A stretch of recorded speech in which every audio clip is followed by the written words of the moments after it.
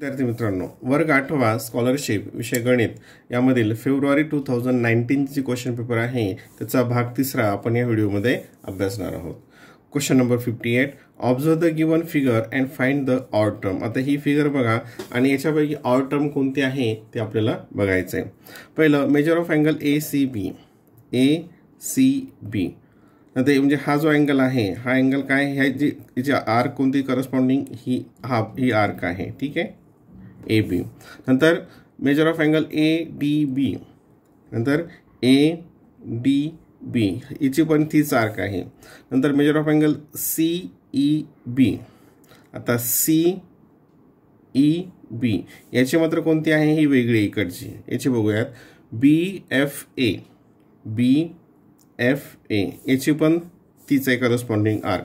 म्हणजे हे ते तीन आहे, त्यांचा एक वेगळा गट बनतो आणि ही गटातून बसणारी टर्म आहे. Question number 59. खादी ग्रामोद्योग मंडळ declare rebate 11 integer 1/2% on the sale of cloth. A customer purchase cloth of ₹65,000. Find the amount of rebate that the customer will receive. Easy आहे. 65,000 जर किमतीचं जर सामान घेतलं, क्लोथ घेतला, तर रिबेट किती आहे, 11 integer 1/2%. तर त्याला एकूण किती रिबेट मिळेल असा प्रश्न आहे. तर आपल्याला काय करावं लागेल, हे 65,000 जे आहे याचं 11.5. आता यालाच 11 integer 1/2% म्हणजेच काय, याला आपण 11.5 असं सुद्धा लिहू शकतो. ठीक आहे, किंवा याला 11 2 जा 22 आणि हे 123/2 असं सुद्धा लिहू शकतो. मग आता काढायचं म्हणजे काय, मग 65,000 चा किती पर्सेंट आहे, हे 23/2. किती येतं ते, 23/2. 23/2 डिवायडेड बाय 100. काय त्याचं, डिवायडेड बाय 100. हे 0 गेलं, हे 0 गेलं. आता इथे हे कॅन्सल करूयात. हे 2 1 जा 2, हे 2 3 जा, नंतर 2 2 जा, नंतर हे 2 5 जा, 325. याला 325 × 23 आणि याचा मल्टिप्लिकेशन केला तो किती होतो, याचा दोघांचा मल्टिप्लिकेशन 6475 येतो. जसं 6475. Option number 2. हे त्याचं काय असेल, रिबेट असेल. Question number 60. Which term should be added to 25x² + 49 square so that the sum will be perfect square. Choose two correct alternatives. आता याच्यामध्ये मिडल टर्म काढायची आपल्याला. ही फर्स्ट टर्म, हे दोन्ही स्क्वेअरच्या टर्म आहेत, ही फर्स्ट आणि लास्ट. ठीक आहे, मिडल टर्मसाठीचा काय फॉर्म्युला आहे, मिडल टर्म इक्वल्स टू काय असतं, 2 × √of first term × √of third term equals to 2 × आता ही फर्स्ट टर्म धरली, तर स्क्वेअर रूट काय येईल, 25x² काय येईल, 5x आणि याचा काय येईल, 7y. टोटल 5 2 जा 10 अँड 10 × 7 70xy. मिडल टर्म जी आहे ती काय होईल, प्लस ऑर मायनस काय येईल, ती 70xy. ऑप्शन नंबर 2 किंवा ऑप्शन नंबर 3 हे दोन्ही त्याचे उत्तर असतील. Question number 61. सिम्प्लिफाय. आता इथे हे एक कॅल्क्युलेशन्स दिलेलं आहे आणि त्यातून सबट्रॅक्ट 1 करायचं आहे. इझी आहे. आता बघा इथे हे 65/77. इथं डिव्हिजनच्या ऐवजी इथं मल्टिप्लिकेशन घेऊया आणि याचा रेसिप्रोकल घेऊयात. 99/104 × 56/45 - 1. आता इथे अगोदर आपल्याला हे सगळे मल्टिप्लिकेशन घ्यावं लागेल आणि नंतर हे 1 सबट्रॅक्ट करावं लागेल. आता बघा इथे एका स्टेपमध्ये इथे होतं, हे 11 ने डिव्हिजिबल आहे. 11 7 जा 11 9 जा 11 7 जा 11 9 जा 99. नंतर आता या ठिकाणी हे कशाने डिव्हिजिबल आहे, हे 13 ने. 13 5 जा 65. 13 5 जा 65 आणि 13 8 जा 104. हे झालं. आता हे 7 आणि हे 56. 7 1 जा 7, 7 8 जा 56. ठीक आहे, हे 8 आणि हे 8 इथं कॅन्सल झालं. हे 5 × 9 किती येतं, ते 45 आणि हे 45 किंवा 5 1 जा 5, 5 9 जा हे 1, 9 1 जा 9, हे 9. म्हणजे त्या सगळ्यांचं मल्टिप्लिकेशन काय आलं 1, इकडं -1 म्हणजेच काय आलं 0. ऑप्शन नंबर 2 काय आलं त्याचं option number 2. Question number 62. The perimeter of semicircular garden is 180. Find the area of the garden. आता इथे पेरिमीटर ऑफ सेमीसर्क्युलर गार्डन दिलेली आहे आणि त्याच्यावर काय करायचं आपल्याला त्याचा एरिया काढायचा आहे. एरिया काढायचं म्हणजे आपल्याला काय माहीत असणं आवश्यक आहे, त्याची रेडियस माहीत असणं आवश्यक आहे. आता सेमीसर्क्युलर गार्डन कसं असतं ते याप्रमाणे, ठीक आहे, आणि याची पेरिमीटर किती दिलेली आहे 180. आता याचा फॉर्म्युला काय आहे, आता पूर्ण जर हे असेल सर्कम्फरन्स टोटल ते किती येते 2πr. ठीक आहे. आता हे इथं हाफ आहे म्हणजे ही इथं हाफ होईल. ही सर्कम्फरन्स जी आहे ही अर्धी आहे. टोटल किती असते 2πr, त्याचं हाफ 2 डिवाइड केलं प्लस आणि हे रेडियस आहे इथे म्हणजे ते काय येईल 2r. हे r रेडियस हा त्याचा फॉर्म्युला झाला कशाचा पेरिमीटर ऑफ सेमीसर्कल. हे काय येईल पेरिमीटर ऑफ सेमीसर्कल. ठीक आहे. आणि ती किती आहे 180 इक्वल्स टू. आता हे 2 कॅन्सल केलं. या ठिकाणी r कॉमन घेतला पाय प्लस 2 इक्वल्स टू r हे 22/7 प्लस 2. ठीक आहे इक्वल्स टू r. आता हे ॲडिशन किती येईल इथे 7 22 1 जा 22 आणि हे 7 2 जा 14 equals to r in bracket हे किती तर ॲडिशन केलं 4 + 2 6 आणि हे 36 हे 81 ला इथे इक्वल आहे. देअरफॉर मग r इक्वल्स टू काय येईल आता याचा रेसिप्रोकल होईल 180 × 7/36 7/36. ते कॅन्सल करूयात. हे 18 डिव्हिजिबल आहे. 18 1 जा 18 18 2 जा 36 18 1 जा 18 0 आणि परत 2 ने 2 5 जा 5 × 7 मग r ची व्हॅल्यू किती आली 35. r ची व्हॅल्यू किती आली 5 7 जा 35. मग आता याचा एरिया किती येईल. आता एरियासाठीचा काय फॉर्म्युला आहे πr² आणि हा हाफ आहे. हे सेमी सर्कलचा हाफ आहे. टोटल सर्कल असेल तर त्याचं काय येतं πr² आणि त्याचं हाफसाठी 2 ने त्याला आपण डिवाइड करूयात. मग 22/7 × 1/2 हे 2 साठी आणि r ची व्हॅल्यू किती आलेली या ठिकाणी 35 × 35 7 हे 5 जा 2 1 जा 2 हे 11. तर या ठिकाणी 11 × याचा मल्टिप्लिकेशन अगोदर करूयात आपण 5 5 जा 25 कॅरी 2 5 3 जा 15 17 आणि हा मल्टिप्लिकेशन बघा इथे 11 5 जा 55 कॅरी 5 आलं 11 7 जा 77 आणि 5 किती येते 2 8 82 म्हणजे तिथं परत 2 आलं कॅरी 11 1 जा 11 आणि हे किती आलं 9 1 1925 काय आलं 1925. Option number 4. Option number 4. Question number 63.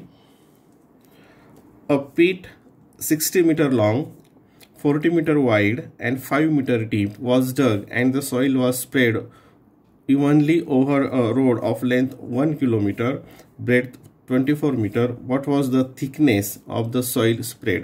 म्हणजे काय केलं एक खड्डा खणला आणि त्या खड्ड्यामधून काय केलं सॉइल माती काढली आणि ती रोडवर टाकली. तर मग त्याची इथं लेंथ दिलेली ब्रेड दिलेली आहे त्या रोडची आणि थिकनेस किती असेल असं विचारलं. तर काय होईल या खड्ड्यामधून जेवढी माती काढली जेवढी सॉइल काढली तेवढीच इकडं असेल म्हणजे याचा जो व्हॅल्यूम असेल ह्याचा तोच व्हॅल्यूम काय असेल या रोडचं वर टाकलेल्या मातीचं असेल. मग काय येईल याचा व्हॅल्यूम बघा व्हॅल्यूम ऑफ पीट 60 × 40 × 5 आणि जे रोडवर पसरवली त्याचा सुद्धा आता इथे किलोमीटरमध्ये आहे.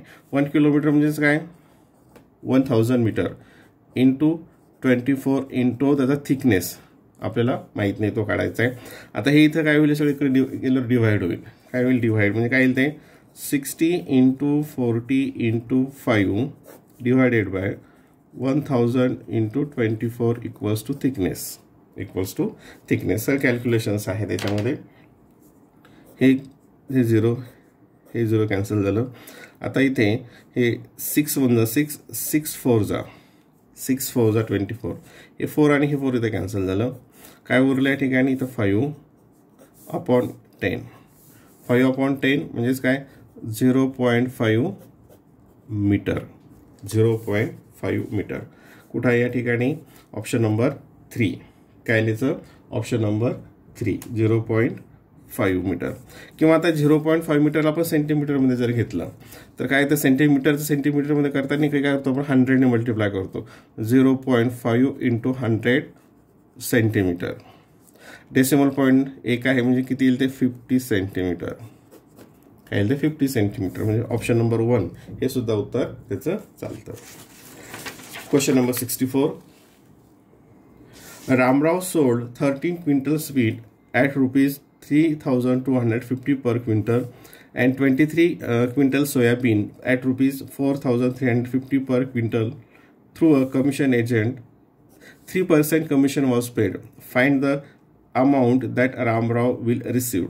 आता ह्याच्यामध्ये काय करावं लागेल टोटल सेलिंग किती झालं ते आपल्याला काढावं लागेल आणि त्याचं 3% काढायचं ते झाले कमिशन आणि ते कमिशन काय करावं लागेल आपल्याला टोटलमधून सबट्रॅक्ट करावं लागेल. टोटलमधून सबट्रॅक्ट करावं म्हणजे इझी आहे फक्त याच्यामध्ये काय कॅल्क्युलेशन्स जास्त आहेत. आता पहिल्यांदा वीट त्याची प्राइस काय येईल 13 क्विंटल्स आहे काय रेट काय आहे 3,250. मग टोटल त्याची प्राइस काय होईल वीटची प्राइस ती होईल 42,250. याचं मल्टिप्लिकेशन केला. नंतर सोयाबीन काय 23 क्विंटल आहे आणि त्याचा रेट किती आहे 4,350. याची टोटल प्राइस काय येईल मग 0,50,001 म्हणजे टोटल त्याची सेलिंग प्राइस काय होईल किती किमतीला विकलं तर आपल्याला याची ॲडिशन करावं लागेल ती 1,42,300. आता हे मी डायरेक्ट कॅल्क्युलेशन करतो यासाठी परत तिथं वेळ लागेल. फक्त टोटल वीट 13 क्विंटल त्याचा रेट आहे त्याची ही प्राइस झाली सोयाबीनची प्राइस झाली आणि हे टोटलवर काय केलं त्याने कमिशन दिलं 3%. कमिशन किती दिलं 3%. मग आपल्याला कमिशन अगोदर काढावं लागेल. कमिशन किती येईल 142,300 × 3/100. 3% म्हणजे काय 3/100 हे आपल्याला कमिशन काढावं लागेल. हे 0 हे 0 हे 0 हे 0. आता कमिशन बघा किती येतं खाली 3 3 जा 9 3 2 जा 6 3 4 जा 12 कॅरी 1 3 1 जा 3 आणि 4 4,216 हे त्याला कमिशन द्यावं लागेल. म्हणजे इतके किमतीचा त्याचा माल होता तो आणि इतकं कमिशन त्याला द्यावं लागेल म्हणजे हे त्याच्यातून काय होईल मायनस होईल. म्हणजे किती येईल ते 4,269 ह्या टोटल त्याच्या जो माल विक्रीला होता त्याच्यातून मायनस होईल कमिशन. मग किती येईल 1 नंतर आता 1 इथं 2 ठिकाणी आहे ठीक आहे. इथं हे कॅरी केलं 10 - 7 इथं 3 0 इथं 8 तर 3 1 138,031 138,031 1,38,031 ऑप्शन नंबर 1 इतके पैसे त्याला मिळतील. रामरावला इतके पैसे मिळतील पूर्ण ते माल विकल्यानंतर. Question number 65. Solve 2017 into 2017 minus 215 into 215 divided by 4032 equals to how much? Select 2 correct alternatives. आता बघा याच्या ऑप्शन बघूयात आपण. हा ऑप्शन आणि हा ऑप्शन वेगळा आहे हा आणि याच्याशी संबंधित नाही हा. आता याचा अर्थ काय होतो 2. याचा अर्थ काय होतो स्क्वेअर रूट ऑफ 4 म्हणजेच काय येतं 2. आता हा आणि हा वेगळा आहे हा आणि हा सारखाच आहे म्हणजे 2 सारखे ऑप्शन आहेत. हेच कोणतं असेल उत्तर याचं ऑप्शन नंबर 2 आणि ऑप्शन नंबर 4 याचं उत्तर असेल. तरी पण आपण ते चेक करूयात कसं येईल. ते चेक करायचं असेल तर ते a² - b² या फॉर्म्युल्याचा यूज करावा लागेल. a² - b² या फॉर्म्युल्याचा यूज करावा लागेल. ॲक्च्युली करायची गरज नाही तरी आपण बघूयात ठीक आहे. याचा स्क्वेअर म्हणजे काय येईल ते 20717 प्लस काय फॉर्म्युला असतो याचा a² - b² sorry a + b a - b. मग इथं एकदा ॲडिशन घेऊयात 2015 आणि याची इथं सबट्रॅक्शन इथे घेऊयात ए स्क्वेअर मायनस बी स्क्वेअर या फॉर्मॅटमध्ये काय येतं ए प्लस बी आणि ए मायनस बी.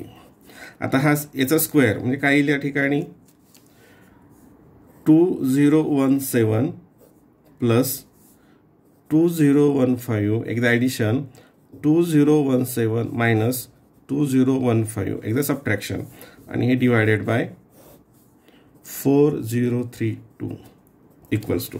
आता कॅल्क्युलेशन्स करूयात. 7 + 5 ॲडिशन करायची ते आलं 12 कॅरी 1 1 2 आणि हे 3 नंतर हे 0 0 2 + 2 4 इंटू हे इथं सबट्रॅक्शन केलं. हे सबट्रॅक्शन किती येते 2017 मायनस 15 ते येते 2 आणि 4032 हे कॅन्सल झालं. हे चालू उत्तर 2 म्हणजे 2 कुठं आहे या ठिकाणी हे आणि हे option number 2 and option number 4. X varies Y directly याच्यामध्ये काय व्हेरिएशन आहे सॉरी डायरेक्ट व्हेरिएशन आहे. X varies directly with Y if X equals to 35 and Y equals to 14 then find which of the following is equation of the variation. जेव्हा direct variation असतं तेव्हा त्याच्यामध्ये काय असतं रेशो हा constant असतो. मग तो किती येईल 35/14. ठीक आहे. हे डिवाइड करूयात. ए 7 डिव्हिजिबल आहे 7 2 जा अँड 7 5 जा म्हणजेच काय आलं ते आता इथे x/y इक्वल्स टू 5/2 याचा cross multiplication 2x equals to 5y हे झालं त्याचं equation of the variation 2x equals to 5y option number 1. Question number 67. The sides forming right angle of a right angle triangle are 5 cm and 12 cm. Find the radius of the circumcircle of the triangle. आता इथे circumcircle of the triangle कशाचा right angle ट्रायंगलचा. आता या ठिकाणी ही figure कशी होईल बघा. इथे हा अगोदर आपण राईट अँगल ट्रायंगल काढूयात.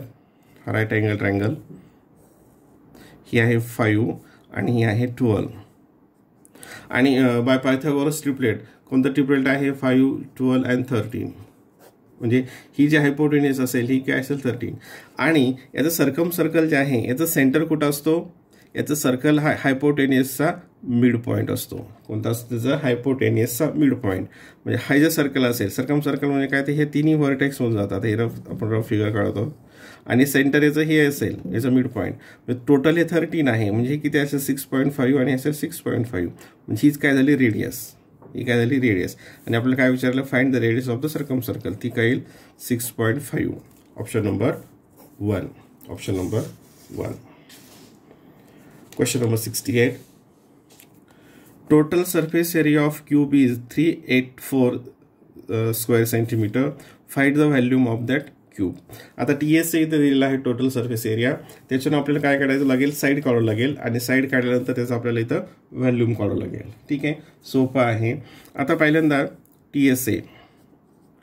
TSA of cube equals to काय फॉर्म्युला आहे 6 इंटू साइड स्क्वेअर त्याला आपण ए स्क्वेअर असंही म्हणूया साइड स्क्वेअर. तो किती आहे 384 equals to 6 into a square. मग ए स्क्वेअर इक्वल्स टू हे 6 इकडं डिवाइड होतील. ठीक आहे तिथं कॅन्सल करूयात. 6 1 जा 6 6 6 जा 36 इथं 2 आलं 6 4 जा 64 म्हणजे ए स्क्वेअर इक्वल्स टू 64 म्हणजे ए इक्वल्स टू काय येईल 4 8 याचं स्क्वेअर रूट काय येतं स्क्वेअर रूट 8 म्हणजे ती साईड जी आहे ती साईड किती आली 8 आली त्याची क्यूबची साईड आली 8. आता व्हॅल्यूम काढायचा. व्हॅल्यूमसाठीचा फॉर्म्युला काय तुम्हाला माहिती आहे volume of cube equals to side cube. 8चा क्यूब किती येतो 512 आणि कशामध्ये आहे हे सेंटीमीटरमध्ये cubic centimetre 512 cubic centimetre option number 1 काय त्याचं ऑप्शन नंबर 1. Question number 69. इथे कॅल्क्युलेशन्स हे इथं पॉलिनॉमियल्स दिलेला आहे विचारायला how much select 2 correct alternative. आता इथं आपण ऑप्शन बघूयात. इथं 1 आहे तर x² + 3x - 2 इथं 2x² - 2x + 5 म्हणजे ही आणि ही वेगळी आहे. हे 2 चा इंडेक्स 0 आणि याचा कोणत्याही नंबरचा इंडेक्स जर 0 असेल त्याची व्हॅल्यू काय असते 1 असते. आता 2 करेक्ट अल्टरनेटिव्ह सारखे कोणते आहे तर हे 1 आणि 4 आहे. हे आणि हे वेगळे आहेत. दोन्ही काय सारखे आले हे आले 1 आणि 4 म्हणजे आन्सर काय असेल 1 आणि 4 असेल. ठीक आहे. तरी पण आपण या ठिकाणी याला सॉल्व्ह करूयात. 4x² - 9x + 7. आता ब्रॅकेटच्या बाहेर प्लसचं साईन असेल तर साईन चेंज होत नाही तुम्हाला माहिती आहे. +x² + 5x - 1. आता इथं ब्रॅकेटच्या बाहेर हे निगेटिव्ह साईन आहे मायनसचं साईन आहे म्हणजे साईन काय होतं सगळं चेंज होतील. हे प्लस आहे 5चं तर काय -5x². हे मायनस आहे तिथं +4x आणि प्लस आहे तर हे -5. आता x² हे x²चं x². 4 आणि हे इथं काय येतं याचं कोएफिशियंट 1. 4 + 1 5x² आणि हे -5x². याची व्हॅल्यू काय आली याची व्हॅल्यू आली 0. याची व्हॅल्यू काय आली 0 आली. आता हे 9x हे 5x आणि 4x हे 5x + 4x आणि -9x याची व्हॅल्यू काय झाली 0 झाली. हे कॅन्सल झालं. याची व्हॅल्यू आली 0. ठीक आहे. 2 0 झाले. आता 7 इथं मी घेतो 7 हे प्लस आहे बरं का. 7 हे -1 हे -5. आता 7 - 1 7 - 1 काय येईल 6 आणि 6 - 5 = 1. 6 - 5 1 म्हणजे काय येईल हे ऑप्शन 1 and 4. ठीक आहे. Question number 70. In a class, average age of 41 students was 13.5 years. If the age of the class teacher is added to the total ages of the students, then the average age increased by 6 months. Find the age of the class teacher. असे उदाहरण आपण स्कूलमध्ये पण solve केलेले आहेत. आता याच्यामध्ये फक्त काय आहे कॅल्क्युलेशन्स आहेत. ठीक आहे. आता पहिल्यांदा काय येईल टोटल एज ऑफ 41 स्टुडंट्स. काय येईल या ठिकाणी total age of 41 student. Total age of 41 student काय येईल ते 41 इंटू त्याचं ॲव्हरेज एज 13.5 आणि याचा मल्टिप्लिकेशन काय येतो 553.5. ठीक आहे. आता त्याच्यामध्ये काय केलं क्लास टीचर ॲड केलं म्हणजे टोटल किती झाले ते आता 42 झाले आणि 42 झाल्यानंतर त्यांचं ॲव्हरेज किती झालं इन्क्रीज बाय 6 मंथ. 6 मंथ म्हणजेच काय 0.5 इयर्स. याच्यामध्ये 0.5 ॲड केलं म्हणजे ते काय होईल ते मग 14 इयर्स. त्याचं ॲव्हरेज काय होईल मग 14 इयर्स आणि 42 इंटू 14 याचं किती येतं 588. ठीक आहे. मग आता हे सुरुवातीला इतकं होतं 41 स्टुडंटचं वेट टीचर आल्यानंतर इतकं झालं म्हणजे किती नाही इतकं झालं तर काय करावं लागेल ह्यामधून हे सबट्रॅक्ट करावं लागेल. या नंबरमधून हे सबट्रॅक्ट करावं लागेल म्हणजे काय येईल ते बघा या ठिकाणी 588.0 मायनस 553.5. हे 5 इथं कॅरी इथं 4 इथं येईल 4 8 - 5 3 0 34.5 इयर्स. 34.5 इयर्स म्हणजेच काय 34 years and 6 months. 34 years and 6 months. Option number 2. Option number 2. Question number 71. Find the perpendicular height of an equilateral triangle whose side is 12. आता यासाठीचा फॉर्म्युला आहे. आता हे म्हणजे हे काय प्रश्न आहे हा इक्विलॅटरल ट्रायंगल आहे. ऑल साइड्स आर ट्रायंगल आणि परपेंडिक्युलर हाईट हे किती आहे 12 आहे म्हणजे हे काय असणार हे 6 असेल. परंतु परपेंडिक्युलर हाईटसाठीचा फॉर्म्युला तुम्हाला माहिती आहे काय परपेंडिक्युलर हाईटसाठीचा formula h = side root 3/2. Side root 3 म्हणजे perpendicular height of an equilateral triangle साठीचा formula height perpendicular height = side root 3/2. मग साइड किती आहे 12 इंटू रूट 3/2. इथं आपण कॅन्सल करूयात 2 1 2 2 6 6 रूट 3. ऑप्शन आलं 6 root 3. Option number 3. Option number 3. आता याला 6 रूट 3ला आपण आणखीनही असं लिहू शकतो. इथं घेतो मी 6 रूट 3. आता हे 6ला आपण रूट 36 असं लिहिलं तरी चालतं आणि हे रूट 3 हे किती येईल याचं मल्टिप्लिकेशन 108. ऑप्शन नंबर 4 सुद्धा याचं उत्तर आहे. Question number 72. In the above म्हणजे ह्या फिगरमध्ये trapezium PQRS PQ equals to 11. आता बघा PQ equals to PQ parallel, हे 11 हे parallel, PQ parallel side SR, PQ आणि SR ह्या पॅरलल आहेत, ते वन सारखं दिसतंय. The measurement of the sides are given in the figure. Observe the figure and find the area of the trapezium. आता area of the ट्रॅपेझियमचा formula अगोदर आपण इथं लिहूयात आणि नंतर त्याचं मेजरमेंट घेऊयात. एरिया ऑफ द ट्रॅपेझियमचा फॉर्म्युला काय आहे? 1/2 in bracket sum of parallel side into height आता इक्वल्स टू 1/2 इंटू, आता इथं दिलेलं आहे PQ 47 SP. आता हा SP इथे SP किती आहे? 13. MR MR आहे 52. SM हा SM इथून आहे हा 5. आता आपल्याला हे पूर्ण मिळालं, हे पण आहे, पण हाईट नाही आहे, इथे हाईट नाही आहे. आता हा जो ट्रायंगल होतो कोणता? PSM, हा इथे राईट अँगल ट्रायंगल आहे आणि याचा हायपोटेन्यूस 5 आहे आणि हे हायपोटेन्यूस 13 आहे आणि एक साइड 5 आहे. म्हणजे कोणता येईल? हे काय पायथागोरस स्प्रेड काय आहे? 5, 12 अँड 13. म्हणजे हे किती असणार आहे? 12 असेल. हे किती असेल? 12. आता आपल्याला सर्व मेजरमेंट मिळाल्या. आता आपण ते फॉर्म्युल्यामध्ये घेऊयात. सम ऑफ पॅरलल साइड. आता पॅरलल साइडची सम ही काय? 47 प्लस हे खाली 5 आणि इकडचं 52 इंटू 12 हे 2 1 जा 2 होईल 2 6 जा, इथंच कॅन्सल करूया त्याला, इक्वल्स टू. आता याची सम किती येते बघा? 5 plus 2 7 7 plus 7 14 carry 1, 5 plus 5 10 104 into 6 equals to 6 4 जा 24, कारण हे सगळं 0 येतं आणि हे 624. याचं युनिट्स काय आहेत? मीटरमध्ये. युनिट्स काय आहे? मीटर. स्क्वेअर मीटर म्हणजे कोणतं?